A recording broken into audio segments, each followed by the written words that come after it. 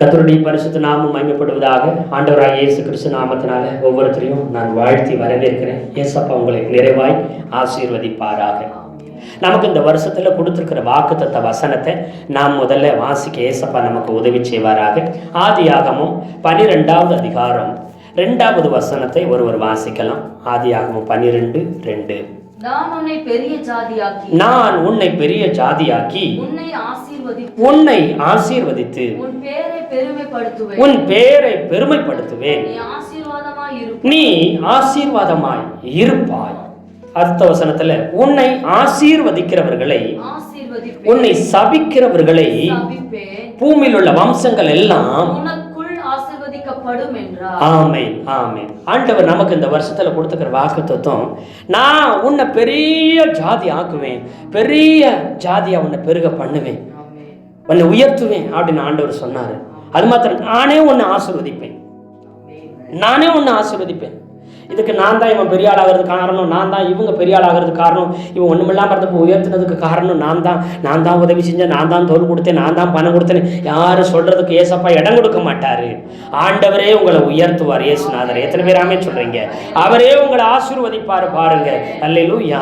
அதோடு கூட இல்லை, உன் பேரை பெருமைப்படுத்துவேன், உங்களை பிரபல்யமாக்குவாரு, உங்களை ஃபேமஸ் ஆக்குவாரு. உங்க பேர் இன்னாரா அப்படிங்கிற சொல்ற அளவுக்கு ஆண்டவர் உங்க பேரை அவர் பெருமைப்படுத்துவேன்னு அவர் வாக்கு கொடுத்திருக்கிறார். எத்தனை பேர் ஆமென் சொல்றீங்க? உன் பேரை நானே பெருமைப்படுத்துவேன். ஆனா அநேகர் உன் பேரை அசிங்கப்படுத்த நினைச்சிட்டு இருக்கிறாங்க.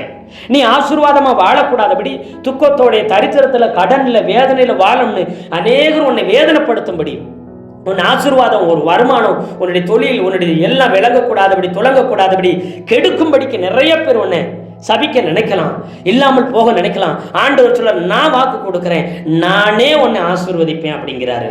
எவ்வளவு யாராலும் ஒன்றும் செய்யவே முடியாது. உன் பேரை கெடுக்க, அவமானப்படுத்த, நிந்திக்க நினைக்கிறவர்களை அவர் நினைக்கட்டும். ஆனா நானே உன் பேரை என்ன செய்வேன்? பெருமைப்படுத்துவேன் சொல்றாரு. ஆமா, நீ குறுகி போகணும், கூலி போகணும், உன் குடும்பம் சிதறி போகணும், நீ இல்லாம போகணும், நீ குடும்பமா பெரிய ஜாதியா ஒரு பெரிய கூட்டமா நீ மாறக்கூடாதுன்னு சொல்லி உறவுகளை ஒன்றை விட்டு சிதறடிக்கலாம். அல்லேலூயா. உன் குடும்பத்தை சிதறடிக்க நினைக்கலாம். ஆண்டவர் சொல்ற, நானே உன்னை பெரிய ஜாதியாக்குவேன், பெரிய வம்சமாக்குவேன், பெரிய சந்ததியாக்குவேன், பெரிய குலமா கோத்திரமா நான் உன்னை மாத்துவேன். அல்லேலூயா. மனிதர்கள் உன்னை சிதறடிக்க நினைக்கிறாங்க, மனிதர்கள் உன்னை பிரித்து விட நினைக்கிறாங்க, மனிதர்கள் உன்னை இல்லாமல் சிதறண்டு போக நினைக்கிறாங்க. ஆனா ஆண்டவர் ஒரு நாள் அதை அனுமதிக்க போறதே இல்லை. எத்தனை பேர் ஆமென் சொல்றீங்க? அதோடு கூட இல்லை, நீ பெரிய வம்சமா பெரிய ஜாதியா குலமா கோத்திரமா உன்னை மாற வைக்கிறது மாத்திரம் இல்லை, உன்னை அவரே ஆசீர்வதிச்சு பொருளாதாரம், பணம், பேரு, புகழ் எல்லாம் கர்த்தர் மேல மேல மேல தூக்கி உங்களை ஆசீர்வதித்து உயர்த்தி கொண்டே வருவார். அல்லேலூயா. அப்பொழுது நீங்க ஆசீர்வாதமா இருக்குங்க. உங்களை அவமானப்படுத்துறவங்க, உங்களை தள்ளி விட்டவங்க, உங்களை அசிங்கப்படுத்தினவங்க, பிரிக்க நினைச்சவங்க, உங்களை வேதனைப்படுத்தினவங்க, குற்றம் சாட்டினவங்க, ஒன்றும் இல்லை என்று அற்பமா ஏளனமா எள்ளி நகையாடினவர்கள் உங்கள் பட்சத்துல வருவாங்க. உங்க பேரை சொல்லி கொண்டு வருவாங்க, உங்க உறவை சொல்லி கொண்டு வருவாங்க, உங்க நட்பை தேடி ஓடி வருவார்கள். அதை நான் செய்வேன் என்று ஆண்டவர் இயேசு கிறிஸ்து சொல்லுகிறார். இதை நானே செய்வேன். எத்தனை பேர் ஆமென் சொல்றீங்க? அதுக்காக நீ பிரயாசப்படவும், அதுக்காக அலைவோ, அதுக்காக நீங்க கெஞ்சவும் எதுவும் வேண்டாம். நீ என்னை உறுதியா பிடித்துக்கோ, என் வார்த்தையை உறுதியா பிடிச்சுக்கோ. நான் உன் தலையை நிமிர பண்ணுவேன், நான் உன் பேரை பெருமைப்படுத்துவேன், உன் எல்லைகளை நான் விஸ்தாரமாக்குவேன், உன் தொழில்களை நான் வளர்ச்சியடைய பண்ணுவேன், விருத்தியடைய பண்ணுவேன். இல்லாமல் போக ஒருவனாலும் உனக்கு பண்ண முடியவே முடியாது. எத்தனை பேர் ஆமென் சொல்றீங்க? ஆண்டவர் உங்களை பார்த்து சொன்னாரு, உங்களை ஒன்றுமில்லாத நிலைமைக்கு திரும்ப தள்ளணும்னு நினைக்கிறாங்க. இல்ல இல்ல, இது முடிவல்ல, இது ஆரம்பம். அல்லேலூயா. இது பல கூட்டமா, இது பல ஜனமா, இது பல மடங்கா எல்லாமே பெருகத்தான் செய்யும். ஒரு நாளும் குறுகாது. ஏன்னா நான் நம்புனது உயிருள்ள ஆண்டவரை, அவன் ஜீவனுள்ள ஆண்டவரை, சொன்னதை மட்டுமே செய்கிற ஆண்டவரை, நான் நினைச்சதுக்கு வேண்டுவதற்கும் அதிகமா எனக்கு தர்ற ஆண்டவர் இயேசுவை நான் நம்பி இருக்கிறேன். அவர் வார்த்தை பொய்யே சொன்னதில்லை. அல்லேலூயா. அவரும் பொய் கிடையாது, அவர் வார்த்தையும் பொய் கிடையாது என்று ஆண்டவர் உங்களிடத்துல சொல்லுகிறார். எத்தனை பேர் ஆமென் சொல்றீங்க? அல்லேலூயா.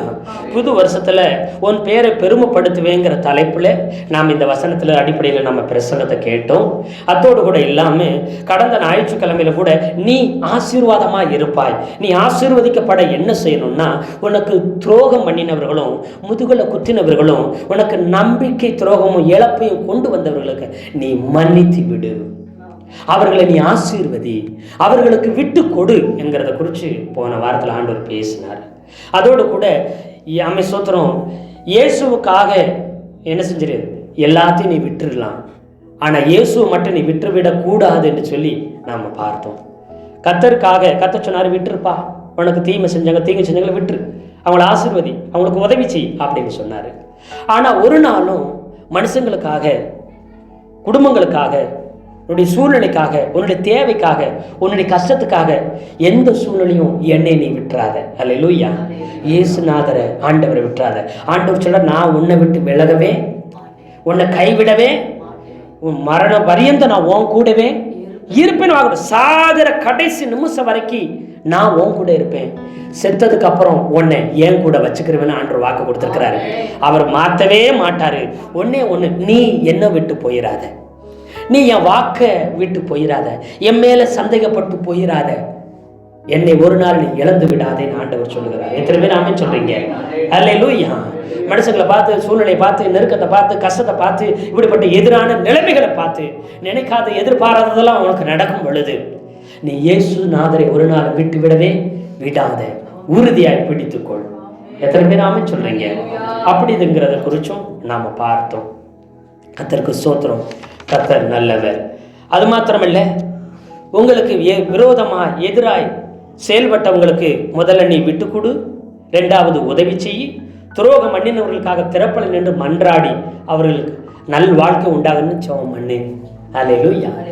உனக்கு எதிராய் திரும்பினவர்கள், துரோகம் பண்ணி இழப்புகளை உண்டு பண்ணினவங்களுக்கு நீ என்ன செய்யணும்? ஃபர்ஸ்ட் விட்டு கொடுத்துரு, ரெண்டாவது என்ன செய்ய, அவர்களுக்காக உதவி செய், வாய்ப்பு கிடைக்கும் போது உதவி செய்யி, அப்புறம் என்ன செய், திறப்பல் நின்று அவர்களுக்காக ஆண்டவரே அவங்களை ஆசீர்வதிங்க, அவங்கள ஆண்டவரே தொடுங்கப்பா, அவங்களை உயர்த்துங்கன்னு அவர்களுக்காக, அவங்க நல்ல வாழ்க்கைக்காக, ஒரு நல்ல வாழும்படிக்காக ஜெபம் பண்ணு என்று போன வாரத்தில் ஆண்டவர் நம்மோடு கூட பேசினார். இந்த நாளிலும் கூட ஆண்டவர் நமக்கு பிரசங்கத்துக்கு தலைப்பு என்னன்னு கேட்டால், நான் உன்னை பெரிய ஜாதி ஆக்குவேன் அப்படின்னு ஆண்டவர் சொல்லுகிறார். எத்தனை பேர் ஆமென் சொல்றீங்க? அல்லேலூயா. நான் உன்னை பெரிய ஜாதி ஆக்குவேன் என்று சொல்லி அதன் அடிப்படையில் நாம் பிரசங்கங்களை கேட்க போகிறோம். ஆண்டவர் சொல்லிட்டாரு, உன்னை பெருக பண்ணுவேன், நீ பெரிய ஜாதியா, ஜனமா, கூட்டமா, உன் குடும்பம் பெருகும், உன் சொந்தம் பெருகும், உன் உறவு பெருகும், உன் நட்பு பெருகும், எல்லாம் பெருகி பெரிய கூட்டமா நீ மாறுவே அப்படின்னு ஆண்டவர் பெரிய ஜாதி ஆக்குவேன்னு சொல்லுகிறார். அப்படி சொன்னா சூழ்நிலை எப்படி இருக்கும்னு நீங்க கேட்டீங்கன்னா, நீங்க நினைப்பீங்க, நான் இனிமே இப்படி இருக்க போது ஆண்டவர் சொல்லிட்டாரு அப்படின்னு நீங்க நினைச்சிட்டு இருக்கும் போது, சூழ்நிலைகளும் மனிதர்களும் எதிராக பிசாசும் என்ன செய்யணும்னா, பெருகாதபடிக்கு நம்மை குறுக பண்ணும், நம்மளை நெருக்கும், நம்மளை ஒடுக்கும், தேவையில்லாத பிரச்சனையை கொண்டு வர்றது போல இருக்கும். காரணம் இல்லாம உங்ககிட்ட சண்டைக்கு வருவாங்க, காரணம் இல்லாம உங்ககிட்ட டென்ஷன் ஆவாங்க, காரணமே இருக்காதுங்க. இதெல்லாம் ஒரு காரணமே இல்லை, ஆனா அதை ஒரு காரணமா ஆக்கி உங்ககிட்ட சண்டைக்கு வருவாங்க. காரணம் இல்லாத யுத்தம் வரும், காரணம் இல்லாத சண்டை வரும், அதுக்கும் உங்களுக்கு எந்த சம்பந்தமே இருக்காது. நீங்க பெருகக்கூடாதபடிக்கு, பெரிய ஜாதி ஆகக்கூடாதபடி, கர்த்தருடைய பெருக்கத்தை நீங்க சுதந்திரிக்க கூடாதபடி, நீங்க குடும்பமாய் வாழ்ந்து சுகித்தி சந்தோஷமாய் இருக்க கூடாதபடிக்கு சாத்தானானவன் எதிராக நெருக்கத்தை கொண்டு வரும். காரணம் இல்லாம டென்ஷன் ஆகும். உங்களை பார்த்தாலே உங்களுக்கு கோபம் வருங்க. நீங்க அவங்களுக்கு நல்லது மட்டும்தான் செஞ்சுட்டு இருப்பீங்க, அவங்க மனசார உங்களுக்கு உதவிதான் செய்வீங்க. அவங்க எத்தனையோ காரியங்களை செஞ்ச போதும் உங்களுக்கு என்ன தோணும்னா, சரி அவங்களுக்கு நமக்கு உதவி செய்யணும், முடிஞ்சா உதவி செய்வோம், அவங்களுக்கு முடிஞ்சா உதவியா இருப்போம், ஒரு நாள் அவங்களுக்கு நம்ம உபத்திரமே என்ன செய்யக்கூடாது, செய்யக்கூடாது, உதவி வேணா எவ்வளவு முடியுமோ செய்வோம் அப்படின்னு நினைப்பீங்க, அப்படித்தான் பார்ப்பீங்க, அப்படித்தான் நீங்க பழகி கொண்டிருக்கிறீங்க. ஆனா காரணம் இல்லாத பகை, பார்த்தாலே முறைப்பாங்க, பார்த்தாலே பல்ல நரன்னு கடிப்பாங்க, வெளியில பார்க்க நல்ல மாதிரி நடிக்கிறியா அப்படியெல்லாம் சொல்லுவாங்க. நான் ஒண்ணுமே செய்யலையே, தலையும் புரியல வாழும் புரியல, நான் என்னங்க பண்ணேன் அப்படிங்க தேவையில்லாத பகை, காரணம் இல்லாம சண்டைக்கு வருவாங்க. நியாயமான காரணம் இருந்தா கூட நீங்க சொன்னது நியாயங்க, சண்டைக்கு வந்தது அவசியங்க. ஆமா நம்ம நியாயம் தாங்க, இங்க சண்டை போடுறது, சத்தம் போடுறது, பிரச்சனை பண்றது, பகை இழுக்கிறது நியாயம்தாங்கன்னு சொல்லி நிற்பீங்க. எந்த அவசியமும் இல்லையே. நான் அப்படி என்ன தப்பு பண்ணிட்டேன்? அப்போ நிறைய நேரம் உங்களை நீங்களே வருத்திக்கிட்டு, உங்களை நீங்களே வேதனைப்படுத்திக்கிட்டு உட்கார்ந்துட்டு இருக்கிறீங்க. கர்த்தர் சொல்லாரு, இல்லை ஆண்டவர் சொல்லும்போது சொல்றாரு, நீங்க பயப்படாதீங்க. பாருங்க, ஆபிரகாமுக்கு அப்படித்தான் நடந்துச்சு பாருங்க. ஆதியாகமம் 14வது அதிகாரத்துல நீங்க வாசிச்சு பார்ப்பீங்கன்னு சொன்னா 5 ராஜாக்கள் இருக்கிறாங்க. 4 ராஜாக்கள், 1வது வசனத்துல 4 ராஜாக்கள் சொல்லப்பட்டிருக்குது. 14:2 5 ராஜாக்களை குறித்து சொல்லப்பட்டிருக்குது. இந்த 4 ராஜாக்களும் இந்த 5 ராஜாக்களோட யுத்தம் பண்றாங்க. யுத்தம் பண்ணாலும் 5 ராஜாக்களால 4 ராஜாக்களிடம் ஜெயிக்க முடியல. ஏன் என்று சொன்னா, இந்த 5 ராஜாக்களும் 4 ராஜாவுக்கு கீழே, அவங்க கண்ட்ரோலுக்கு கீழே, ஆளுகைக்கு கீழே தான் இருந்தாங்க. இப்போ புரட்சி பண்ணி குழப்பம் பண்ணி இந்த 4 ராஜாக்களுக்கு விரோதமாக சண்டை போட்டால் அவங்களால ஜெயிக்க முடியல. மறுபடியும் தோத்து அவங்க கீழே வந்துட்டாங்க. இப்போ ஆபிரகாம் இருக்கிறாரு, அவருடைய கூட பிறந்த சகோதரனுடைய பையன் ஆபிரகாமை விட்டு பிரிஞ்சு என்ன செஞ்சார், போயிட்டாரு. அவங்க வேலைக்காரங்களுக்கு சண்டை வந்து போன வாரம் பார்த்து சண்டை வந்ததுனால இவங்க பிரிஞ்சு போயிட்டாங்க. நாம சகோதரர் சண்டை போடக்கூடாது, நானே உனக்கு பெரிய மனுஷன் விட்டு கொடுக்குறேன்னு விட்டு கொடுத்து, நீ எங்க போகணுமோ போ, எது வேணுமோ எடுத்துக்கொண்டு விட்டு கொடுத்துட்டாரு. மனசார விட்டு கொடுத்துட்டாரு. விட்டு கொடுத்தனே அவர் போய் ஒரு பகுதி எடுத்துக்கிட்டாரு. இப்போ அந்த இடத்துல தான் திடீர்னு கொஞ்சம் வருஷம் கழிச்சு யுத்தம் நடக்குது. யுத்தம் நடந்து அந்த 5 ராஜாக்களை பிடிச்சது மாத்திரமில்லை, போகும்போது இந்த ஆபிரகாமுடைய அவன் சகோதரனுடைய மகனாகிய லோத்துவையும் அவன் குடும்பத்தையும் அவன் சொத்தையும் எல்லாத்தையும் பிடிச்சி சிறையா கொண்டு போயிட்டாங்க. இப்ப ஆபிரகாமுக்கு ஒருத்த மட்டும் தப்பி ஓடி வந்து உங்க சகோதரனுடைய பையனையும் குடும்பத்தையும் வேலைக்காரங்களையும் சொத்து பத்து எல்லாத்தையும் பிடிச்சிட்டு போயிட்டாங்க. இந்த வேலைக்காரங்களால தான், இந்த ஆடு மாடுகளால தான், இந்த சொத்தால தான் ஆபிரகாமு கூட லோத்துவுக்கு வருத்தம் வந்துச்சு. எது வருத்தம் வந்துச்சோ, எது நிமித்த கஷ்டம் வந்துச்சோ, இப்ப அதுவே இல்லாம போகிற சூழ்நிலை வந்துருச்சு. அவனும் இல்லை, அவன் குடும்பமும் இல்லை, அவன் நம்பின சொத்து பத்தும் இல்லை, எல்லாம் கூண்டோட போயிருச்சு சிறையா. என்னடா இது இப்படி ஆகி போச்சு அப்படின்னா, ஒருவன் மட்டும் தப்பி வந்து சொல்றான். சொன்னோன்னு இதை கேட்டுட்டு அவரால் சும்மா இருக்க முடியல. இவர் ஓடி போய் யுத்தம் பண்றார். உலகத்திலே நடந்த முதல் மகா பெரிய யுத்தம் என்றால் இதுதான். வேதாமத்தில் சொல்லப்பட்ட பெரிய யுத்தமும் இதுதான், முதல் யுத்தமும் இதுதான். வேத பண்டிதர்கள் உலக வரலாற்றில் முதல் யுத்தமும் வேதாமத்தில் சொல்லப்பட்ட முதல் பெரிய யுத்தமும் இதுதான் என்று சொல்லி வேத பண்டிதர்கள் சொல்லுகிறார்கள். இப்போ இப்படி யுத்தம் நடக்குது. இவருக்கும் இந்த யுத்தத்துக்கும் சம்பந்தமே இல்லை. இவரும் அந்த ஏரியாவில் இல்லவே இல்லை. அந்த சண்டை ஓட்ட ராஜாக்களுடைய ஊருடைய பட்டணத்துல இவர் கிடையாது. இவருக்கும் அந்த ராஜாக்களுக்கும் அந்த ஊருக்கும் எதுவுமே சம்மந்தம் கிடையாது. அவங்க 4 ராஜாக்கள் 5 ராஜாக்களோட சண்டை போட்டுக்கிறாங்க, யுத்தம் பண்ணிக்கிறாங்க. இவருக்கும் எதுக்கும் சம்மந்தம் இல்லை. அவர் பாட்டு ஓரமா இருக்கிறாரு. ஒருவன் தப்பி வந்து சொல்றான், காரணம் இல்லாத யுத்தம், இப்போ போய்த்தான் ஆக வேண்டியது இருக்கு, சகோதரன் மகனை காப்பாத்தி தான் ஆக வேண்டியது இருக்குன்னு சொல்லி என்ன செய்றாரு, போறாரு. அல்லேலூயா, அல்லேலூயா. ஏன் இப்படி காரணம் இல்லாம என் மேல பகைக்கிறாங்க? என்னை பார்த்தாலே முறைக்கிறாங்களே, என்னை பார்த்தாலே என் பல்ல கடிக்கிறாங்க, என்னை பார்த்தாலே ஏன் வம்பிழுக்கிற மாதிரி விதண்டாவாதமா பேசுறாங்க, கேலி கிண்டல் பண்றாங்க, என்னை நோக பண்ற மாதிரி ஏன் இப்படி எல்லாம் பண்றாங்கன்னு உங்களுக்கு நிறைய நேரத்துல கேள்வி வரும். யோவான் எழுதின சுவிசேஷம் 15வது அதிகாரம் 18வது வசனம் எப்படியா சொல்லுது, உலகம் உங்களை பகைத்தால் அது உங்களை பகைக்கிறதுக்கு முன்னே என்னை பகைத்தது என்று அறியுங்கள். இயேசுநாதர் சொல்றாரு, உலகம் உங்களை காரணம் இல்லாமல் பகைக்குதா? அப்படின்னா உலகம் உங்களை பகைக்கிறதுக்கு முன்னாடி என்னையும் பகைச்சாங்க. 2000 வருடத்துக்கு முன்பதாக பூமியில மனிதனா இருந்த போது என்னை பரியாசம் பண்ணாங்க, என்னை தலையில குட்டினாங்க, கன்னத்துல அடிச்சாங்க, காரி மூஞ்சியில துப்புனாங்க. அவங்களுக்கு நல்லது நன்மைகளை மட்டும்தான் நான் செய்திருந்தேன். தலையை துலுக்கி, நீ யூதருடைய ராஜாவா, நீ தேவகுமாரனா, நீ கடவுளின் குமாரனா என்று சொல்லி எல்லாம் என்னை என்ன செய்தாங்க, அவமானப்படுத்தினாங்க. அவங்க இயேசுநாதர் அற்புதத்தின் மூலம் சாப்பிட்டாங்க, சுகமானாங்க, பிசாசு விடுதலை ஆச்சு, நன்மை நடந்துச்சு, அதிசயம் நடந்துச்சு. இத்தனை நன்மைகளும் பெற்ற என்னைய அவங்க பகைச்சாங்க. என்னைய பகைச்ச காரணம் இல்லாம பகைப்பாங்கன்னா நீ என் பிள்ளையா இருக்கிறபடினால ஏசு நான் சொல்றேன், நீ என் பிள்ளை. அதனால உலகம் என்ன பகைச்சிச்சுன்னா என் பிள்ளையா இருக்கிற உன்னையும் காரணம் இல்லாம பகைக்கத்தான் செய்வாங்க. உன்னை பகைக்கிறதுக்கு முன்னாடி அவங்க என்ன பகைச்சிட்டாங்கன்னு சொல்றாரு பாருங்க. 19 நீங்கள் உலகத்தாராய் இருந்தால் உலகம் தன்னுடையதை சிநேகிக்கும். நீங்களும் உலக மனுஷனை போல இருப்பீங்கன்னு சொன்னா இஷ்டத்துக்கு இருந்தா உலகம் உங்களை சிநேகிதனா பார்க்கும். ஆனா நீங்க ஆண்டவருடைய பிள்ளையா இருக்கிறதுனால உலகம் உங்களை என்ன செய்யுதுங்க, நீங்க உலகத்தாரா இல்லாதனால உலகம் உங்களை பகைக்கிறது. ஏசப்பா உங்களை பிள்ளையா தெரிஞ்சுக்கிட்டதுனால அதனால உலகம் தேவையில்லாம உங்களை பகைக்குது. காரணம் இல்லாம பகைக்கிறாங்க. கவலைப்படாதீங்க. உலகம் உங்களை பகைக்குதா? காரணம் இல்லாம உங்களை பகைக்கிறாங்களா? ஆண்டவர் உங்கள்கிட்ட சொல்றாரு, உங்களை பகைக்கிறாங்கன்னு சொன்னா ஒன்னு சொல்றாரு கர்த்தர், நான் உன் கூட இருக்கிறேன் என்பதற்கு இது ஒரு விலையேறப்பட்ட அடையாளம். நீ என் பிள்ளை என்பதற்கு ஒரு அடையாளம். இது கொஞ்ச நாள் மாத்திரம்தான். ஒரு தண்ணி பட்ட உடை மாதிரி. ஒரு உடையில தண்ணி பட்டுச்சுன்னா வெயிலோ காத்தோ அடிச்சுன்னா உடனே அது காணாம போயிடும். இந்த துன்பமும் உபத்திரமும் இந்த பகையும் வேதனையும் எத்தனை பேர் ஆமே சொல்றீங்க?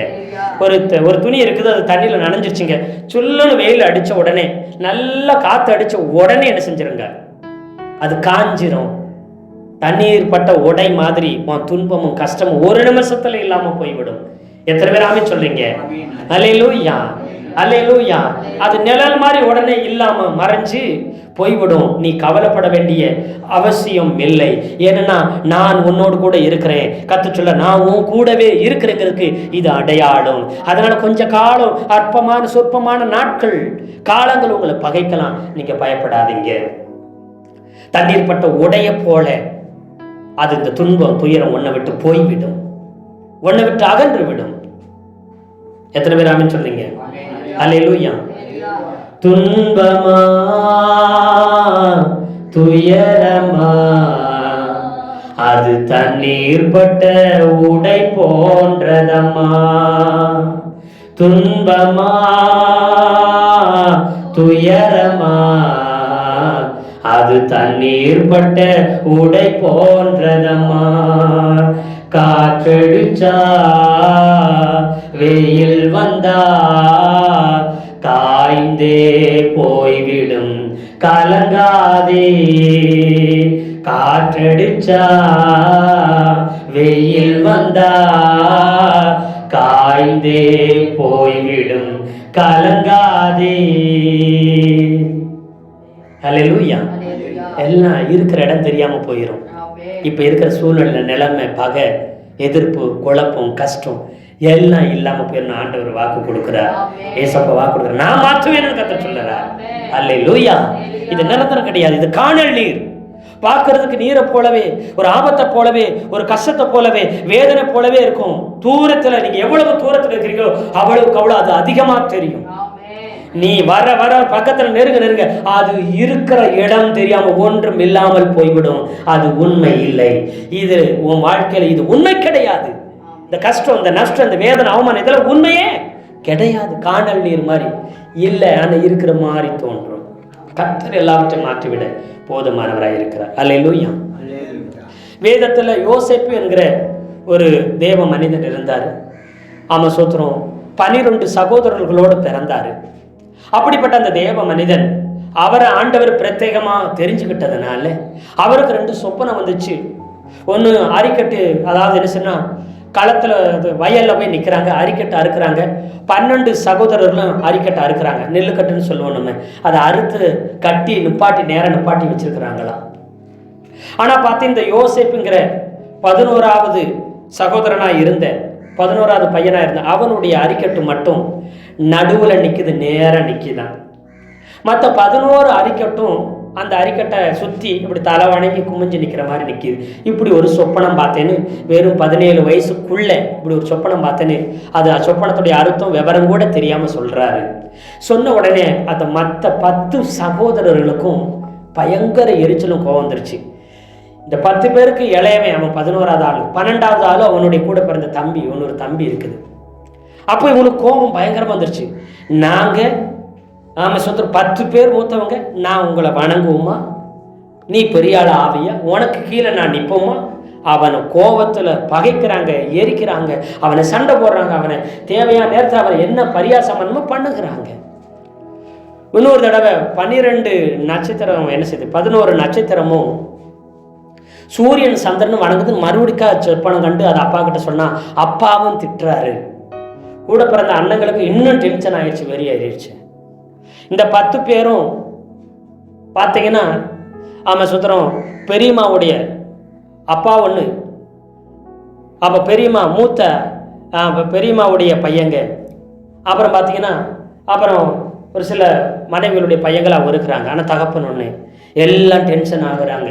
அவனை கொலை செய்கிற அளவுக்கு முடிவுக்கு வந்துடுறாங்க, கொள்கிற அளவுக்கு முடிவு. ஒரு நாள் தூரத்தில் மந்தைய ஆடுகளை மேய்ச்சிட்டு இருக்கிறாங்க, சாப்பாடு கொண்டு போய் கொடுக்க போறா. ரொம்ப தூரத்தில் போனா வந்துட்டான். இவன் உயிரோடு இருந்தா தானே சொப்பனம் பார்க்குறேன், இவங்க எல்லாரும் என்னை கும்பிடுறாங்க, நட்சத்திர சூரியன் எல்லாமே என்னை வணங்குது, இவன் என் கீழே வந்துடுவாங்கன்னு அப்பா கிட்ட அடிக்கடி சொப்பனத்தை சொல்லி சொல்லி சொல்லி இவன் பெரிய ஆள் ஆயிட்டா, நாம் அவனுக்கு கீழே இருந்துட்டா என்ன பண்ணுறது, இருக்கிற சொத்து பத்து கோடிக்கணக்கான சொத்து பத்துக்கு இவன் பெரிய ஆள் ஆயிட்டா என்ன பண்ணுறது அப்படின்னு அவனை திட்டந்திட்டு சொந்த கூட பிறந்த சகோதரனை கொல்ல பார்த்தாங்க. குழியில் தூக்கி போட்டு சாவட்டும்னு சொல்லி போட்டாங்க. வெறும் குழியில் விடிய விடிய கத்தி அழுதான். சாப்பாடு கொண்டு போய் கொடுத்தவனே சாப்பாடை வாங்கி சாப்பிட்டுக்கிட்டு அவனை குழியில் போட்டாங்க, கதற விட்டாங்க. காரணம் இல்லாம பகைச்சாங்க. அவனுக்கு சொப்பனை வந்துச்சு, அதன் அர்த்தம் கூட அவனுக்கு புரியல, தெரியல, அர்த்தம் கூட விளக்கம் கூட தெரியாம தான் அண்ணன்ட்ட போய் சொல்றான், அப்பா கிட்ட போய் சொன்னான். விவரம் அறியாம சொப்பனம் ஆண்டவர் கொடுத்தது, அவனா யோசிக்கல, அதனால அவனை பகைச்சிக்கிறாங்க, குடியில தூக்கி போடுறாங்க, கதறான், ஈவிரக்கம் எல்லாம் இருந்தாங்க. அப்புறம் என்ன மறுபடியும் தூக்கி அடிமையாவே வித்துட்டாங்க வேற நாட்டுக்கு. அங்க போய் கஷ்டப்படுறான். அங்க போய் கஷ்டப்பட்டு அடியும் உதயம் மிதியும் வாங்கி அவன் போற இடமெல்லாம் அவன் தொட்டதெல்லாம் தொடங்குது, பட்டதெல்லாம் விளங்குது, அவன் செய்யற காரியமெல்லாம் வாய்க்குது, எல்லாமே ஆசீர்வாதமா மாறுது. அவன் விவசாயம் பண்றான்னா 100 மடங்கு நல்ல நெல் விளையுது, விவசாயம் செழிக்குது. அவன் பிசினஸ் பண்றான், பல மடங்கு பெருகுது. ஆடு மாடுகளை போய் கவனிக்கிறான், அது நல்லா குட்டி ஓட்டி எல்லாம் பெருகுது. அவன் என்ன பண்ணினாலும் அது வாய்க்குது, செழிக்குது. அந்த அடிமையா வாங்கிட்டு போன ஓனர் பார்க்கறான், இவன் தொட்டதெல்லாம் தொடங்குது, இவன் கும்பிடுற தெய்வம் இவனோடு கூட இருக்கிறாரு, இவன் தொட்டதெல்லாம் விளங்க வைக்கிறாரு, செழிக்க வைக்கிறாரு. இவன் வந்ததுக்கப்புறம் எனக்கு சொத்து ஆசி அதிகாரம் பேர் எல்லாம் பெருகிட்டே இருக்கு, இவனுக்கு முக்கியமான பதவியை கொடுத்து நீயே எல்லாம் பார்த்துக்கிட்டான். இப்போ அவனுடைய ஓனருடைய மனைவி இவன் மேல கண்ணு வந்துருச்சு. அழகா இருக்கிறான், நல்லா இருக்கான், வாலிய பையனா இருக்கிறான், நல்ல வாட்ட சாட்டமா இருக்கிறான், எல்லா பொறுப்பையும் அவங்ககிட்டே விட்டுட்டாரு, அவன் முழுசா நம்பிட்டாரு.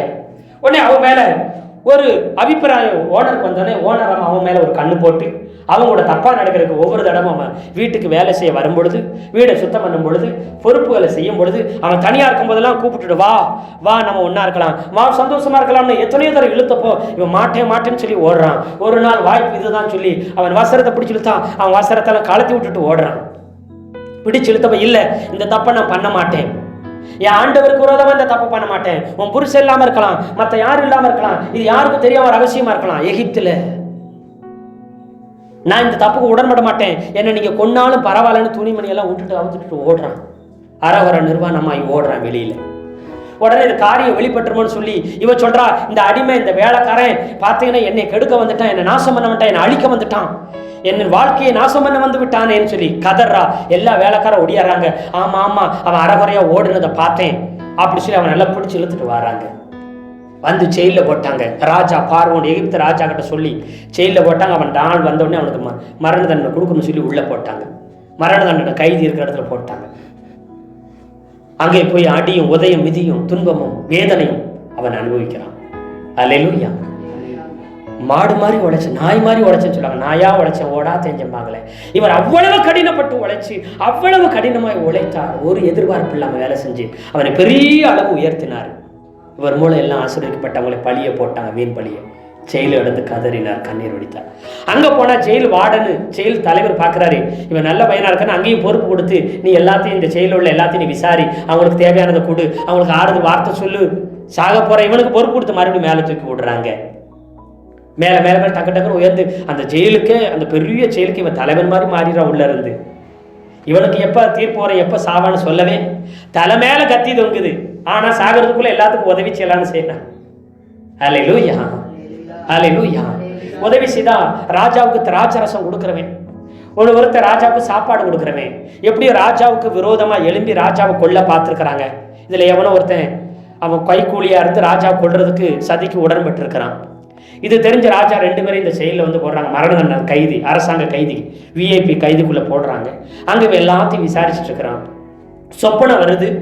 அந்த சொப்பனத்தில் பார்த்தீங்கன்னா கர்த்தருக்கு ஸ்தோத்திரம், நான் என்ன செய்கிறேன், கூடையை கொண்டு போகிறேன். ஒருத்தன் சொல்கிறான் நான் கூடையை கொண்டு போகிறேன், 3 கூடை இருக்குங்கிறான். ஒருத்தன் நான் திராட்சை பாத்திரத்தை கொண்டு போகிறேன், திராட்சை செடியில் 3 கொத்து வருது, அதை நான் என்ன செஞ்சேன், பிழிஞ்சு எடுத்தேன், ராஜாவுக்கு திராட்சை ரசம் கொடுத்தேன். இப்படி எல்லாம் அந்த சொப்பனத்தை சொல்கிறான்.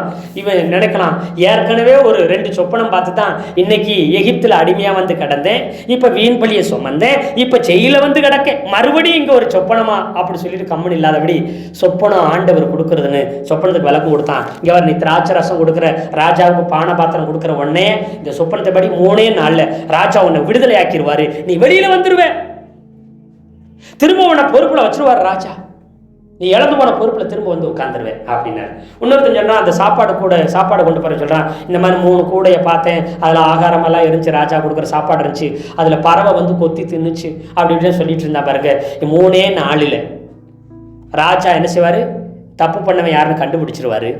தீர்ப்பு வழங்கும் போது நீதான் சொல்லி உன்னை கொன்னு என்ன செய்தாரு, மரத்தில் தூக்கி தொங்க விட்டுருவாரு. கழுகு பறவைகள் வந்து உன்னை கொத்தி தின்னும், இது 3 நாளில் நடக்கும்னு சொல்லிடுவார். அதே போல் 3 நாளில் நடந்துச்சு. ஆனால் சொன்னார், இந்த பானை பாத்திரக்காரன் ராஜாவுக்கு திராட்சை ரசம் கொடுத்து இதெல்லாம் கொடுத்து வார்க்கிறவன், பல சூசுக்கெல்லாம் கொடுக்குறவன், அவன்கிட்ட சொன்னார், நீங்கள் 3 நாளில் விடுதலையாகி போயிடுவீங்க. ராஜா கிட்ட போய், பார்வன் ராஜாட்ட போய் சொல்லுங்க, நான் ஒரு கெடுதலும் பண்ணலை, யாருக்கும் ஒரு தப்பும் பண்ணலைன்னு சொல்லி இந்த செயலிருந்து விடுதலையாக்கி விடுங்க அப்படின்னா. அவன் 2 வருஷம் மறந்து போயிட்டான். அல்லேலூயா. இப்போ மறந்து போயிடுவாங்க, இல்லைன்னா வீண் பழியை செலுத்துறாங்க. காரணம் இல்லாத பகை, காரணம் இல்லாத எரிச்சலும் கோபமும் பழியும் வச்சாங்க. ஆனாலும் அது அவனை தடுக்கலை, அவன் பெருக்கத்தை நிறுத்தலை. அவன் போய் ராஜாவுக்கு அடுத்த ஸ்தானத்தில் சிங்காசனத்தில் உட்காந்தான். எகிப்து இன்னைக்கு அமெரிக்கா போல உலகத்தை கட்டி ஆண்டு கொண்டு இருக்கிறது போல, அன்னைக்கு எகிப்து முழு ராஜ்யத்தை முழு உலகத்தை கட்டி ஆண்டுகிட்டு இருந்துச்சு. அதுல ராஜாவுக்கு வலது கையா இவன் சொல்லாம எகிப்துல எதுவும் நடக்காதுங்கிற அளவுக்கு உயர்த்தி வச்சார். ஒரு 13 வருஷம் அவன் கஷ்டப்பட்டான். 80 வருஷம் ராஜாவை விட மேல அவன் இருந்தான். எத்தனை பேர் ஆமென் சொல்றீங்க? எத்தனை ராஜா வந்தா போனாலும் இவர் யோசேப்பு சொன்னதுதான், நீ சொல்லாம கையும் காலையும் ஒருத்தன் நாட்டில் உள்ளவன் அசைக்க கூடாதுன்னு சொல்லிட்டாரு ராஜா. அந்த அளவு 80 வருஷம் உயர்வை அவனுக்கு கட்டளிட்டார். நீ பெருகாதபடிக்கு தடை வரலாம், நீ ஆசீர்வதிக்க கூடாதபடி தடை வரலாம். ஆண்டவர் சொல்றாரு, இதெல்லாம் டெம்பரவரி தான். ஆனா உன் பெருக்கத்தை, உன் உயர்வை யாரும் தடுக்க முடியாது. உன் சிங்காசனத்துல போய் நீ உட்கார்றத, நீ ஆளுகிறத, நீ அதிகாரம் செலுத்துகிறத ஒருவரும் தடுத்து நிறுத்த முடியாத ஆண்டவர் சொல்லுகிறார். எத்தனை பேர் ஆமென் சொல்றீங்க? அல்லேலூயா. அதே போலதான் யாத்திராகம புஸ்தகத்துல 1வது அதிகாரத்துல 7லிருந்து நீங்க 16 வாசு பார்த்தீங்கன்னா, யாத்திராகம புஸ்தகம் 1வது அதிகாரத்துல 7லிருந்து 16 வரைக்கும் இஸ்ரவேல் ஜனங்க எகிப்துல அங்க இருக்கிறாங்க. இந்த யோசேப்பு மரிச்ச உடனே யோசேப்பு அறியாத கொஞ்சம் காலத்துக்கு அப்புறம் இந்த யோசேப்பு செஞ்ச நன்மைகள் உதவிகள் அறியாத ஒரு ராஜா எகிப்துல வர்றான். இவன் பேரை மறந்துட்டான். மறந்து அவன் என்ன செய்யறான் பாருங்க, இந்த ஜனங்க பாருங்க இந்த நாட்டில் வந்து பெரிய கூட்டமாக பெருகிட்டாங்க. இவங்க எதிரிக வரும்பொழுது, யுத்தத்துக்கு நம்ம நாட்டுக்கு வரும்போது இவங்க எதிரி கூட சேர்ந்துட்டு நம்ம நாட்டை அழிச்சிடாதபடி இவங்களை ஒன்றும் இல்லாமல் ஒடுக்கணும்னு சொல்லி அவங்கள பாருங்க 12வது வசனத்தை மட்டும் வாசிங்க. 12.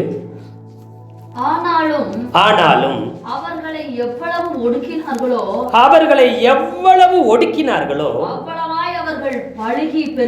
அவ்வளவாய் அவர்கள் பழுகி பெருகி கொண்டே இருந்தார்கள். அல்லேலூயா சொல்லுங்களேன். அல்லேலூயா. உங்களை எவ்வளவு ஒடுக்குறாங்க, உங்களை எவ்வளவு கஷ்டப்படுத்துறாங்க, உங்களை எவ்வளவு துன்புறுத்துறாங்க, உங்களை எவ்வளவு வேதனைப்படுத்தி நெருக்கிறாங்களோ அந்த அளவுக்கு நீங்க பெருகிக்கிட்டே தான் இருப்பீங்க. எத்தனை பேர் ஆமென் சொல்றீங்க? அல்லேலூயா. அது மாத்திரம் இல்ல பாருங்க, 13வது வசனத்துல எகிப்தியர் இஸ்ரவேல் புத்திரரை கொடுமையாய் வேலை வாங்கினார்கள். அல்லேலூயா. கொடுமையா வேலை வாங்கி கொடுமைப்படுத்தினாங்க. ஆனாலும் கர்த்தர் விடல, அவர்களை பெருக வச்சார். எத்தனை பேர் ஆமென் சொல்றீங்க? ஆமென். கர்த்தருக்கு ஸ்தோத்திரம். இந்த ஆபிரகாம் போனார் பாருங்க, வெறும் 318 பேரை கொண்டுட்டு கூட ஒரு சிலரை வச்சுக்கிட்டு 5 ராஜாக்களால் ஜெயிக்க முடியாததை முதல் உலக மகா யுத்தம்னு கூட நீங்க சொல்லலாம். ஆமா சோதரம், ஆமா முதல் பெரிய யுத்தம். அந்த யுத்தத்துல வெறும் 318 பேரை கூட்டிட்டு போய் ஒரு பெரிய வெற்றி அவனுக்கு ஆண்டவர் தந்தார். எத்தனை பேர் ஆமென் சொல்றீங்க? அல்லேலூயா, அல்லேலூயா. மலை போல பிரச்சனை வரலாம், ஊரே எதிர்த்து வரலாம், சபையே எதிர்த்து வரலாம், குடும்பமே எதிர்த்து வரலாம், உறவுகளே எதிர்த்து வரலாம். பயப்படாதீங்க. உங்களுக்கு மேல இருக்கிற எல்லாரையும் எதிர்த்து வரலாம். ஆண்டவர் சொல்லுகிறார், எளிதில் மிகப்பெரிய வெற்றியை உங்களுக்கு கொடுப்பார். எத்தனை பேர் ஆமென் சொல்றீங்க? அல்லேலூயா, அல்லேலூயா. நீங்க பெரிய ஜாதியா எட்டாத உயரத்துல கர்த்தர் உங்களை உயர்த்தி வைக்க போகிறார். இதை யாராலையும் தடுத்து நிறுத்தவே முடியாது. காரணம் இல்லாம பகை, காரணம் இல்லாம யுத்தம், காரணம் இல்லாம விரோதம் வந்திருக்கலாம். கவலைப்படாதீங்க, இயேசுநாதர் உங்க கூட இருக்கிறார். பாருங்க, இது அத்தோட முடியல. அதற்கப்புறம் பாத்தீங்கன்னா ஆதியாகமம் 15:1 வாசிக்கலாம். பெருகக்கூடாதபடி காரணம் இல்லாத பகை வந்துச்சு. இப்ப அதை ஜெயிக்கும்படி ஆண்டவர் உங்களுக்கு உதவி செய்தார். இந்த காரியங்கள் நடந்த பின்பு என்று சொன்னா, யுத்தங்கள் நடந்த பின்பு, இவர் ஜெயித்து வந்த பின்பு, இவர் இருக்கிறார் அக்கம் பக்கம் நாட்டுக்காரங்களை, பட்டணத்துக்காரங்களை, ராஜாக்களை, ஜனங்களை எல்லாரும் இப்ப நமக்கு எப்படி மாறிட்டாங்க? எதிரியா மாறிட்டாங்களே. இப்ப நான் என்ன பண்ணுவேன்? நான் வெறும் 318 பேரோட ஒரு சின்ன கூட்டமா இருக்கிறேனே. இப்ப நான் என்ன பண்ணுவேன்? திரும்பவும் வந்து என்னையும் என் குடும்பத்தையும் அவர்கள் நெருக்கினாங்கன்னா, அவங்க அழிக்க முற்பட்டா எனக்கு யார் பாதுகாப்பு? நான் என்ன செய்யற? தனிமையில் இப்படி இருக்கிற ஒரு சிறு கூட்டமா இருக்கிறேனே அப்படி சொல்லி அவர் பயந்து கொண்டிருக்கிறாரு. இப்போ மன ரீதியான பிரச்சனை வந்துருச்சு. என்ன பிரச்சனை வருதுங்க? மன ரீதியான பயம் வந்துருச்சு. ஒருவேளை வந்துட்டா, ஒருவேளை திரும்பிட்டா, ஒருவேளை இவங்க நம்மளை என்ன செய்ய அழிக்க வந்துட்டா, யுத்தம் பண்ண வந்தா நான் என்ன செய்யறது? நான் என்ன செய்யறது? என்ன ஆகுமோ ஏதாகுமோன்னு பயம் மனதுக்குள்ள, இப்ப மனதுல பயம் உண்டாக ஆரம்பிச்சு. வாசிங்க. இந்த காரியங்கள் நடந்த பின்பு கர்த்தருடைய வார்த்தை ஆபிரகாமுக்கு தரிசனத்திலே உண்டாகுது. இப்போ கர்த்தருடைய வார்த்தை ஆபிரகாமுக்கு தரிசனத்துல உண்டாகுது. இப்ப என்ன பண்றது, ஏது பண்றது? அவன் தவிச்சு அங்கலாய்க்கும் போது ஆண்டவர் வார்த்தையை அனுப்புறாரு. அவர் வார்த்தையை அனுப்புனாரு. அனுப்பி என்ன சொல்றாருன்னா, ஆபிரகாமே நீ பயப்படாத, நான் உனக்கு கேடகமாகும், உனக்கு மகா பெரிய பலனுமாய் இருக்கிறேன் என்று அங்க சொன்னார். அல்லேலூயா. அப்ப ஆண்டவர் சொன்னாரா, இப்ப பயந்துட்டு இருக்கிறீங்களா? இதாயிருமா, அதாயிருமா, அப்படி ஆயிருமா, பிரச்சனை ஆயிருமா? ஒரு சின்ன சாதாரண ஒரு கொப்பளம் வந்துட்டா போதும். இப்படி பயப்படுறவங்க என்ன செய்வாங்கன்னா, சின்ன கொப்பளமாக தான் இருக்கும், சூட்டு கொப்பளமாக தான் இருக்கும், நல்லா தண்ணியை குடிச்சா சரியா போயிடும். இவங்க நினைப்பாங்க உடனே, ஆஹா இது என்ன கொப்பளம்னு தெரியலையே, இதை என்ன கட்டி கொழுப்பான்னு தெரியலையே, இது என்ன வெடிப்புன்னு தெரியலையே, இது ஏதாச்சும் இதான்னு தெரியலையே. அதை ஆராய்ச்சி செஞ்சு இது என்னதான் இருக்கும் யூடியூப்ல போய் பார்த்து, அதில் பார்த்து, இதில் பார்த்து, அவங்ககிட்ட கேட்டு இவங்ககிட்ட கேட்டு கடைசியில் பார்த்தா கடைசியில் இது என்ன சொல்லிடுவாங்க, ஒருவேளை கேன்சர் கட்டியாக கூட இருக்குமோன்னு நினைக்க ஆரம்பிச்சிருவாங்க. ஒரு சாதாரண கொப்பளத்தை நம்மளால பயந்து பயந்து பயந்து இல்லாததை இருக்கிறது மாதிரி நினச்சி ஒன்றுமில்லாத நம்ம பூகம்பத்தை போல பூதாகரமாக ஆக்கி அது பெரிய கேன்சர் கட்டி லெவலுக்கு கொண்டு வந்துடுவோம். கொண்டு வந்தது மாத்திரமில்ல, கடைசியில் மரணத்துக்குள்ள சாவுல கொண்டு போய் நம்ம முடிச்சிருவோம். சும்மா சாதாரண கட்டியில் ஆரம்பித்து கல்லறை பெட்டி வரைக்கும் கொண்டு போயிடுவோம். நம்ம அப்படிலாம் யோசிடுவாங்க, ஒன்றுமே இருக்காது. சாதாரண காரியத்தை கூட பயப்படுறோம். நாம பயப்படாதீங்க, தேவையில்லாதது யோசிக்காதீங்க, ஒன்றும் இல்லாத நீங்க பலமா யோசிச்சு அதான் இதான் நினைச்சு கலங்காதீங்க, பயப்படாதீங்க. ஒண்ணுமே அங்க இருக்க போறது இல்லை. ஏன்னா ஆண்டவர் உங்களோட கூட துணையா இருக்கிறார். எத்தனை பேர் ஆமென் சொல்றீங்க? அல்லேலூயா, அல்லேலூயா. யாரும் உங்களை ஒன்றும் செய்ய முடியாதுங்க. அவர் அறியாம உங்க தலைமுடிய கூட யாரும் அசைக்க முடியாதுங்க. ஏன்னா உங்க தலைமுடியெல்லாம் அவர் எண்ணி வச்சிருக்கிறாருங்க. உங்க வீட்டில் இருக்க ஒரு கோழி குஞ்சு கூட, ஒரு சின்ன உயிரினத்தை கூட சாகடிக்க யாரால முடியாது, உங்களை சேதப்படுத்த ஒருத்தராலே முடியாது. எத்தனை பேர் ஆமென் சொல்றீங்க?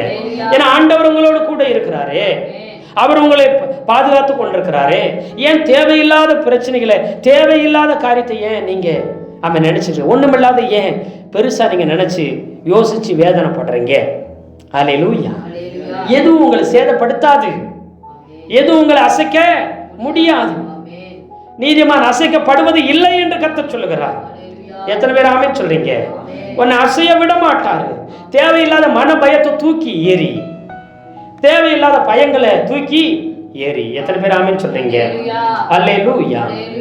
இத பரிசுத்த பைபிள்ல வாசிக்கும் போது, ஆபிரகாமே நீ பயப்பட வேண்டாம், நான் உன்னை பாதுகாப்பேன், உனக்கு பெரிய பரிசு தருவேன் என்றார். பயந்துகிட்டு இருக்கிறவனை பார்த்து சொல்றாரு, பயப்படாத, உனக்கு பெரிய பரிசு தரப்போறேன். பயப்படாத, உனக்கு பெரிய கைமாறு செய்ய போகிறேன். பயப்படாத, பெரிய ஒரு வெகுமதியை உனக்கு தரப்போறேன். நீ பயந்து கொண்டிருக்கிறியா? பயப்படாத, நான் உன்னை பாதுகாக்கிறதுக்கு நான் இருப்பேன். எப்பயும் உன் கூட பாதுகாப்பாக இருப்பேன். அதோடு கூட இல்லாமல் உனக்கு ஒரு பெரிய பரிசையும் ஒரு வெகுமதியை நான் தரப்போகிறேன் என்று அந்த ஆண்டவர் சொல்லுகிறார். எத்தனை பேர் ஆமென் சொல்றீங்க? அல்லேலூயா, அல்லேலூயா. உன் பயத்திலிருந்து கர்த்தர் உன்னை வெளியில கொண்டு வருகிறார். அவர் உன் கூட இருக்கிறார். உங்களுக்கு பயம், சஞ்சலம், வருத்தம், வேதனை வந்துச்சுன்னா நீங்க செய்ய வேண்டிய ஒன்னே ஒன்று, வேதத்தை எடுத்து தியானிக்க வேண்டும். பைபிள் எடுத்து வாசிக்கணும். பைபிள் மூலம் ஆண்டவர் உங்களோட கூட பேசுவார். அப்பொழுது உங்களுக்கு மன பயமெல்லாம் போய்விடும். அல்லேலூயா. ஒரு ஊழியக்காரு இப்படியா அவர் நடந்த சம்பவத்தை சொல்றாரு. அவர் என்ன செய்யறா, ஒரு மீட்டிங்கு போயிருந்தாரு. அங்கே பிரசங்கம் பண்ண அவசரமாக போயிட்டு இருக்கிறாரு. பிரசங்கம் பண்ணி முடிச்சுட்டு வாராரு. மறுபடியும் அடுத்த செக்ஷன்லாம் 2 செக்ஷன் இருக்குது. அடுத்து அவர் என்ன செய்யணும், செய்து கொடுக்க போகணும். அவசரமாக போயிட்டு இருக்கும்போது ஒரு அம்மா வந்து நம்ம கண்ணீரோட வேதனையோட வந்து சொல்லிச்சான். பயங்கரமாக அழுது, என் கஷ்டம், என் வேதனை இப்படின்னு புலம்பி அழுதுச்சான். முகம் முழுக்க கண்ணீரால் வழிஞ்சு நிறைஞ்சு ஊற்றிக்கிட்டு இருந்துச்சான். அவ்வளவு வேதனையோட அந்த அம்மா அழுதுச்சான். உடனே அந்த ஊழியக்காரர் சொன்னாராம், அம்மா தயவு செய்து கவலைப்படாதீங்க, உங்க கண்ணீரை ஆண்டவர் பார்க்கிறார். அல்லேலூயா. நீங்க சிந்தற கண்ணீர் தரையில விழல, கீழே விழல, வீணா விழல, அதை துருத்தியில பிடித்து வச்சிருக்கிறான்னு சொன்னாரு. அல்லேலூயா, அல்லேலூயா. இயேசுநாதர் உங்களை பார்க்கிறாரு, உங்க கண்ணீரை பார்க்கிறாரு. உங்களுக்கு ஒரு குறையும் இருக்கவே இருக்காது. நீங்க வடிச்ச அத்தனை கண்ணீரும் ஆண்டவர் துருத்தியில பிடிச்சு வச்சிருக்கிறாரு. அதற்கு நிச்சயமா பதில் செய்வார். அப்படி கொந்தளிச்சு, அப்படி வேதனைப்பட்டு, இருதயம் உடஞ்சு அங்கலாச்சிட்டு இருக்கிறாங்க. அழுது அழுது ஏங்க அழுது கதறிட்டு இருக்கிறாங்க. அவர் அவசரமா இது மட்டும் சொன்ன, ஒரு ஜெபம் கூட பண்ணல, அவசரமா இருக்கிற அப்படின்னால என்ன செய்தாரு, பிரசங்கத்துக்கு போனருக்கா இது சொல்லிவிட்டு போனாரா. அந்த வார்த்தை, இயேசு உன் கண்ணீரை காண்கிறார், உன் கண்ணீரை துருத்தியில பிடிச்சு வச்சிருக்கிறார், உன்னுடைய எல்லா பிரச்சனைகளும் மாறும்னு சொன்ன அந்த வார்த்தை மட்டும்தான் பாருங்க. உடனே அந்த அம்மாவுக்கு ஒரு நிம்மதி வந்துருச்சான். அழுக தன்னை போல நின்றுச்சு. ஒரு பயங்கர சந்தோஷம் வந்துருச்சு. அப்போ அந்த கூட்டத்தில் போய் அந்த அம்மா உட்காந்தாங்க. அப்போ அங்கே ஆண்டவர் அவர்கிட்ட பேசினாங்க. எல்லாம் அப்புறம் மீட்டிங்கெல்லாம் முடிச்சு மறைச்சோன்னா, ஐயா நீங்கள் ஒன்றே ஒன்று சொல்லுங்க, இயேசு உன் கண்ணீரை பார்க்குறாரு, உன் கண்ணீரை பிடிச்சி வச்சுருக்கிறாரு, எல்லாத்துக்கும் பதில் தந்துடுவார், கவலையே படாதுன்னு சொல்லிட்டு நீங்கள் அவசரமாக பிரசங்கத்துக்கு போயிட்டீங்க. அந்த நிமிஷமே எனக்கு ஒரு தெய்வீக சமாதானம் வந்துருச்சு, தெய்வீக நிம்மதி வந்துருச்சு எனக்கு. அல்லேலூயா, அல்லேலூயா. உங்களுக்கு கஷ்டம் வேதனை வரும்பொழுதெல்லாம் நீங்கள் பைபிளை எடுத்து ஒரு வசனத்தை எடுத்து மனசார வாசிக்க ஆரம்பிங்க. ஆண்டவர் உங்ககிட்ட பேசுவார். உங்கள் மனநோய்க்கு, உங்கள் மன பயத்துக்கு, உங்கள் மனதில் இருக்கிற பிரச்சனைக்கு, காயத்துக்கு ஒரே மருந்து ஆண்டவருடைய வசனம். அல்லேலூயா, அல்லேலூயா. எப்பொழுதெல்லாம் வேதனையோடைய, கண்ணீரோடைய, அங்கலாய்ப்போட நாங்கள் இருக்கிறோமோ அப்பெல்லாம் ஆண்டவர் வார்த்தை எங்களுக்கு வரும். அல்லேலூயா. ஆண்டவர் நம்மோடு கூட பிரத்யட்சமாய் பேசுவார். கடந்த நாட்களிலோட அந்த கண்ணீரோட வேதனையோடு நான் தெரிந்து கொண்டிருந்த போது, ஆண்டவரே நான் இப்படி இருக்கிறேன்னு சொல்லி சோமனும் ஆண்டவர் என்னோடு பேசினார். அல்லேலூயா. பேசி அவர் எனக்கு உடனே 9ஆம் தேதி கர்த்தர் எனக்கு ஒரு பாடல், ஜனவரி 9 வேலைக்கிழமை காலையில் பாடல் கொடுத்தார். என்ன பாடல்? ஆண்டவரே எல்லாம் இழந்துட்டேனா, எல்லாம் இழந்து நிற்கிறேன், மறுபடியும் முதல்ல இருந்து ஒவ்வொரு தரமும் ஆரம்பிக்கணுமா ஆண்டவரே அப்படின்னு செபிக்கும்போது ஆண்டவர் எனக்கு அந்த பாடலை கொடுத்தார். தள்ளிவிட மாட்டீரையா ஏசையா, தனிமையில் நான் இல்லை, தள்ளிவிட மாட்டீரையா ஏசையா, என் துணை நீர்தானையா, துணையாளரே துணையானிரே, என் துணை நீர்தானையா ஏசையா, என் துணை நீர்தானையா. தனிமையிலே அழைந்ததை நான் அறிவேன், நான் தேசமாக மாறுவதை நீரறிவேன், குறைவோடு வாழ்ந்ததை நான் அறிவேன், ஒரு குறைவில்லாமல் வாழ்வதை நீரறிவேன், எதிர்காலமும் கையிலே ஏசையா, இனி எதற்கும் கவலை இல்லையே, எதிர்காலமும் கையிலே ஏசையா, இனி எதற்கும் கவலை இல்லை. அல்லேலூயா. அப்படின்னு சொன்னார். எதிர்காலம் என் கையில் இருக்குது. நீ தனிமையா இருக்க மாட்ட. நீ எப்பயும் தனியா இருக்க. நான் உன்னை தனியா இருக்க விட மாட்டேன். உன் கூடவே நான் இருக்கிறேன்னு கர்த்தர் சொன்னார். இன்னைக்கு தனியா இருக்க நீ நாளைக்கு ஒரு தேசத்தை போல மாறுவே. ஒரு திரள் பெரும் கூட்டமா நீ மாறுவே. அப்ப இந்த பாட்டு, அப்ப இந்த ராகம், அப்ப இந்த வார்த்தை பேசும். உலகத்துல தனிமையா இருக்கிற ஒவ்வொருத்தருக்கும் இந்த வார்த்தை சொல்லு, நீ தனியா இல்லைன்னு. எத்தனை பேர் ஆமென் சொல்றீங்க? அல்லேலூயா, அல்லேலூயா, அல்லேலூயா. நிறைய நேரத்திலும் எல்லாரும் என்னை மறந்துட்டாங்களே அப்படி நினைக்கும் போது ஆண்டவர் எனக்கு பாடல் தந்திருந்தாரு. ஒரு சில வருடத்துக்கு முன்னாடி பாடல் கொடுத்திருந்தாரு. எல்லாரும் என்ன மறந்துட்டாங்கன்னு சொன்னபோது, என்ன மறக்கலையே, என்ன வெறுக்கலையே, என்ன மறக்கலையே, என்ன வெறுக்கலையே, என்ன ஒரு போது நீங்க தள்ளிவிடவில்லை, என்ன ஒரு போது நீங்க தள்ளிவிடவில்லை. நன்றி சொல்ல வார்த்தையே இல்ல, என்னை வாழ வைத்த இயேசு ராஜா. அல்லேலூயா. பாடல் கொடுத்தார். இன்னைக்கு நிறைய பேர் அதை பாடுறாங்க, நான் விசுவாசிக்கிறேன், நம்புறேன். இன்னைக்கு தனியா இருக்கிறவங்கள பாடுறாங்க. தகப்பனும் தாய் என்ன தள்ளி விட்டாங்க, பிள்ளையா நீங்க சேர்த்துக்கிட்டங்கன்னு பாடுறாங்க அந்த பாட்டை. எத்தனை பேர் ஆமென் சொல்றீங்க? அல்லேலூயா. என் துன்பங்கள் எல்லாம், என் கஷ்டங்கள் எல்லாம் நீர் அறிஞ்சிருக்கிறீங்க. என் கண்ணீரை துருத்தியில பிடிச்சு வச்சு இதற்கெல்லாம் அழுதுருக்கிறியா? இதற்கு 1000 மடங்கு கோடி மடங்கு உனக்கு பதிலையும் ஆசீர்வாதத்தையும் உயர்வையும் நிம்மதியும் சந்தோஷத்தையும் தர்றேன்னு சொல்றாரு. எத்தனை பேர் ஆமென் சொல்றீங்க? அப்ப அழுது புலம்பி கர்த்தர் மேல என் பாரத்தை வச்சுட்டேன், என்னை ஆதரிக்கிறீங்கன்னு சொல்லி பாட வச்சாரு. எத்தனை பேர் ஆமென் சொல்றீங்க? பைபிள் காலத்தில் அனாதையை போல எல்லாரும் என்னை வெறுத்து அற்பமா பார்த்து ஏளனமா பார்த்து தள்ளும் பொழுது அழுவேன். எனக்கு யாருமே இல்லைன்னு அழுத போது ஆண்டவர் சொல்லினாரு. ஆண்டவருக்கு எனக்கு பாடல் கொடுத்தார். அப்ப பாட ஆரம்பிச்சேன். அம்மாவா நீங்க இல்லைன்னா அனாதையாயிருப்பேன், அப்பாவா நீங்க இல்லைன்னா அழிஞ்சே போயிருப்பேன், அம்மாவா நீங்க இல்லைன்னா அனாதையாயிருப்பேன், அப்பாவா நீங்க இல்லைன்னா அழிஞ்சே போயிருப்பேன், தோழனா நீங்க இல்லைன்னா தொலைஞ்சே போயிருப்பேன், துணையா நீங்க இல்லைன்னா தோற்றே போயிருப்பேன், அம்மா அப்பா எல்லாமே இயேசுதான். எத்தனை பேர் ஆமென் சொல்றீங்க? வார்த்தை வருங்க. தனியா இருக்கும்போது யாரும் நம்மகிட்ட பேச மாட்டாங்க. பயப்படும் போது மனதுக்குள்ள ஒரு பயம், ஒரு குழப்பம், ஒரு அங்கலாய்ப்பு, ஒரு ஏக்கம், ஒரு தனிமை, உடைஞ்சு போன நிலைமை, ஒரு டிப்ரெஷன், மன அழுத்தத்துக்குள்ள வரும்போது ஆண்டவர் அனுப்புகிற ஒண்ணு வார்த்தையை அனுப்புவார். எத்தனை பேர் ஆமென் சொல்றீங்க? அந்த வார்த்தை வந்து உங்க கஷ்டம், உங்க துக்கம், உங்க எல்லாமே ஒரு நிமிஷத்துல இல்லாம போயிடும். உங்க மனசு பிரிய ஆயிரும்.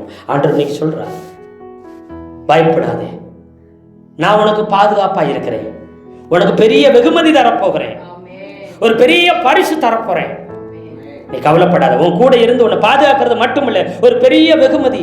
இந்த ராஜாக்கள் கொடுக்காம இருக்கலாம், உதவி செய்தவர்கள் கொடுக்காம இருக்கலாம், நன்மை செய்தவர்கள் கொடுக்காம இருக்கலாம், உனக்கு பெரிய வெகுமதியை நான் தரப்போகிறேன். ஒரு பெரிய பரிசு உனக்கு இந்த இடத்துல காத்திருக்குது. அது தலைமுறை தாண்டி நிற்கிற பரிசு, அது ஒரு உன்னதமான பரிசு உனக்காக நான் வச்சிருக்கிறேன்னு கர்த்தர் சொன்னார். எத்தனை பேர் ஆமென் சொன்னீங்க? உடனே ஆபிரகாம் கேட்கிறாரு, எனக்கு என்ன தருவீர்?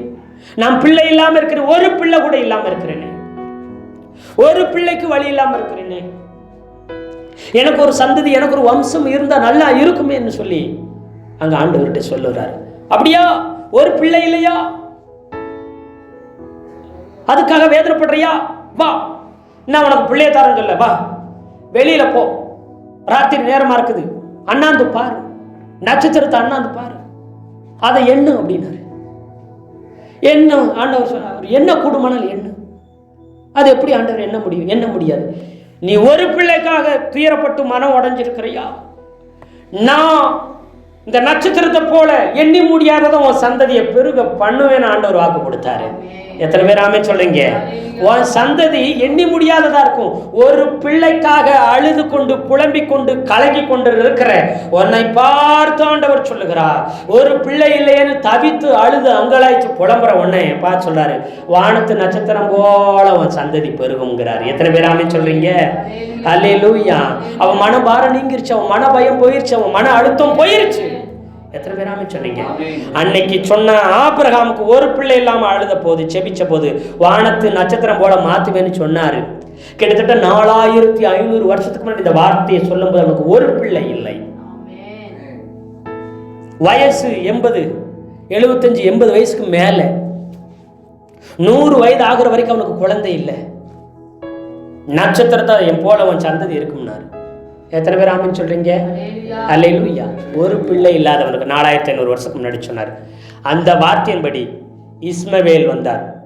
இஸ்மவேலர் தான் இன்னைக்கு முகமதியர்கள், இஸ்லாமியர்கள் சொல்றோம் பார்த்தீங்களா, அவர்கள் ஆபிரகாமுடைய வம்சத்தில் வந்தார். இன்னைக்கு இஸ்ரவேலர், யூதர்கள் சொல்றீங்க பார்த்தீங்களா, இஸ்ரவேல் நாடு, அதுவும் ஆபிரகாமுடைய கற்ப பிறப்பாகிய சாரால் வழியா என்ன செய்த வந்த நாடு தான். பிள்ளை இல்லாத அவருக்கு வந்தது தான். சொன்ன மாதிரி வானத்தின் நட்சத்திரத்தை போல இருக்குதுங்களா? அது மாத்திரமில்ல, இயேசு கிறிஸ்துவும் ஆபிரகாமின் வம்சத்துல வந்தாரு. அவரை சொந்த தெய்வமா ஏத்துக்கிட்டா இயேசுநாதருக்கு பிள்ளையா இருக்கிற, இயேசுவை விசுவாசிக்கிற ஒவ்வொருத்தரும் இன்னைக்கு ஆபிரகாமுடைய பிள்ளையா தான் இருக்கிறாங்க. ஒவ்வொரு கிறிஸ்தவர்களும் ஆபிரகாமின் பிள்ளைகள், ஒவ்வொரு இஸ்மவேலர் என்று சொல்லப்படுகிறவர்களும் ஆபிரகாமின் பிள்ளைகள், ஒவ்வொரு யூதனும் ஆபிரகாமின் பிள்ளைகளாய் வம்சமா இருக்கிறாங்க. எத்தனை பேர் ஆமென் சொல்றீங்க? எண்ணி முடியாது, ஒரு பிள்ளை இல்லாதவனுக்கு எண்ணி முடியாது தருவேன்னு சொல்லும் போது அன்னைக்கு காமெடியை போல இருந்திருக்கலாம், நம்பிக்கை இல்லாதது போல இருந்திருக்கலாம், வாய்ப்பு இல்லாதது போல இருந்திருக்கலாம். இன்னைக்கு 4500 வருஷம் கழிச்சும் அவருடைய சந்ததியை இன்னும் எண்ணி முடியவில்லை. எத்தனை பேர் ஆமென் சொல்றீங்க? இன்னும் அநேகர் கிறிஸ்தவர்களாய் மாறிக்கொண்டு ஏசப்பா பிள்ளையா மாறி இருக்கிறாங்க. இன்னும் பிள்ளைகள், இன்னும் பிள்ளைகள், இன்னும் பிள்ளைகள், இன்னும் பிள்ளைகள், எண்ணி முடியவில்லை. நட்சத்திரத்தை போல மனபயத்தை தூக்கி ஏறி நான் சொன்னது நிலை நிற்கும். எத்தனை பேர் ஆமென் சொல்றீங்க? பிள்ளை இல்லாதது கொஞ்ச காலம் மாத்திரம்தான், பயம் கொஞ்ச காலம் மாத்திரம்தான், நெருக்கம் அவமானம் கொஞ்ச காலம் மாத்திரம்தான். ஆனா உயர்வு ஆசீர்வாதமும் நிரந்தரமாய் தலைமுறை தலைமுறையாய் இருக்கும். இயேசுநாதர் வர்ற வரைக்கும், இந்த பூமி உள்ள வரைக்கும் இருக்கும் அவருடைய ஆசீர்வாதம், நன்மை, அவர் வார்த்தை. எத்தனை பேர் ஆமென் சொல்றீங்க? நான் உன்னை பெரிய ஜாதி ஆக்குவேன், நான் உன்னை பெரிய ஆள் ஆக்குறேன், நானே உன்னை ஆசீர்வதிக்கிறேன், நீ ஏன் கவலைப்படணும்? என் வார்த்தைய உயிர் மூச்சை போல நம்பு, உயிரினும் மேலாய் நம்பு. எத்தனை பேர் ஆமென் சொல்றீங்க? அல்லேலூயா. அதை நம்பி அவர் நின்றார். இன்னும் அந்த வசனம் நடந்துகிட்டே இருக்குது. இன்னைக்கு ஆண்டவர் சொல்லாரு, உங்களுக்கும் அதை போலவும் அதை விட அதிகமாகவும் நடக்கும்னு ஆண்டவர் வாக்கு கொடுக்கிறார். அதனால நீ பயப்பட வேண்டிய அவசியமே இல்லை. எத்தனை பேர் சொல்றீங்க? என்னை ஆண்டவர் பெரிய ஜாதி ஆக்குவார், என்ன பெருக பண்ணுவாரு, என்ன ஒடுக்கவோ என்ன அழிக்கவோ என்ன இல்லாமல் போக பண்ண ஒருவராலையும் முடியாது. நான் நினைச்சாலும் முடியாது. அவர் சொன்னார், சொன்னதுதான். அல்லேலூயா, அல்லேலூயா, அல்லேலூயா. அவர் சொன்னதை செய்கிற தெய்வம். அவர் சொல்லியும் செய்யாதிருப்பாரோ? அவர் மனமாற மனுபுத்திரன் அல்ல, அவர் மனுஷன் அல்ல. பொய் சொல்ல அவர் மனுஷன் கிடையாது. மனுஷன் பொய் சொல்லுவான், மனுபுத்திரன் மனசு மாறிடுவான், வாக்கு மாறிடுவான். நானோ வாக்கு மாறாதவர். எத்தனை பேர் ஆமென் சொல்றீங்க? நான் கர்த்தர், நான் மாறாதவர். சொன்னது ஒண்ணும் வீணா தரையில விழாது. உனக்கு சொன்ன நல்ல வார்த்தை ஒண்ணும் பொய்யா போகாது. நீ எதிர்பார்த்திருக்கிற சகல நன்மைகளும் உனக்கு உண்டாகும் என்று கர்த்தர் வாக்கு கொடுக்கிறார். இதை கேட்கிற, பக்கத்துல இருந்து கேட்கிற, தூரத்திலிருந்து எங்க ஒரு மூலையிலிருந்து கேட்கிற ஒவ்வொருத்தருக்கு கர்த்தர் சொல்றார், நீங்க எதிர்பார்த்திருக்கிற நல்ல முடிவை தருவேன், உன் இருதயத்தின் வேண்டுதலை நான் அருள் செய்வேன், மன மகிழ்ச்சி உனக்கு உண்டாயிருக்கும் என்று சொல்றாரு. எந்த துக்கத்துல, எந்த கஷ்டத்துல, எந்த பிரச்சனையில இருந்தாலும் சொல்றாரு, உன்னை பெரிய ஜாதி ஆக்குவேன். நீ மறைஞ்சு ஒளிஞ்சு யாரும் அறியாத நிலைமையில இருக்கலாம், ஒரு அற்பமான புழுவை போல துடித்து கொண்டிருக்கலாம். ஆண்டவர் சொல்லுகிறார், நீ எந்த நிலைமையில இருந்தாலும் உன்னதமான உயரத்துக்கு உன்னை தூக்கி உயர்த்தி பெரிய ஜாதியா நான் மாற்றுவேன்னு சொல்லி வாக்கு கொடுக்கிறார். எத்தனை பேர் ஆமென் சொல்றீங்க? நான் கேரண்டி கொடுக்கிறேன், நான் உத்தரவாதம் கொடுக்கிறேன், நானே இதை செய்வேன். இதுக்கு நான் என்ன செய்யணும்? நீ என் வார்த்தையை நம்பினா மட்டும் போதும். நீ என்னை முழுசா நம்பினா மட்டும் போதும். வேற எதையும் செய்ய வேண்டியதில்லை. என்னை நம்பினால் போதும், என் வார்த்தையை விசுவாசித்தால் போதும். விசுவாசத்தினால் நீதிமான் பிழைப்பான். நீ விசுவாசி, பிழைப்பே. உனக்கு ஒரு நன்மையும் குறைபட போறதே இல்லை. நான் உன்னை பெரிய ஜாதி ஆக்குவேன், நானே உன்னை ஆசீர்வதிப்பேன், நானே உன் பேரை பெருமைப்படுத்துவேன், நானே உன்னை ஆசீர்வாதமாய் வைப்பேன், நான் உன்னை ஆசீர்வதிக்கிறவர்களை ஆசீர்வதிப்பேன், நான் உன்னை சபிக்கிறவர்களை சபிப்பேன். பூமி அவை சுத்திர வம்சங்கள் எல்லாம் உனக்குள்ள, உன் சந்ததிக்குள்ள உன் மூலம் ஆசீர்வதிக்கப்படும் சொல்லுகிறார். அல்லேலூயா. கர்த்தர் தாமே இந்த வார்த்தையை கொண்டு நம்ம ஒவ்வொருத்தரையும் ஆசீர்வதிப்பாராக. ஆமேன், ஆமேன், ஆமேன்.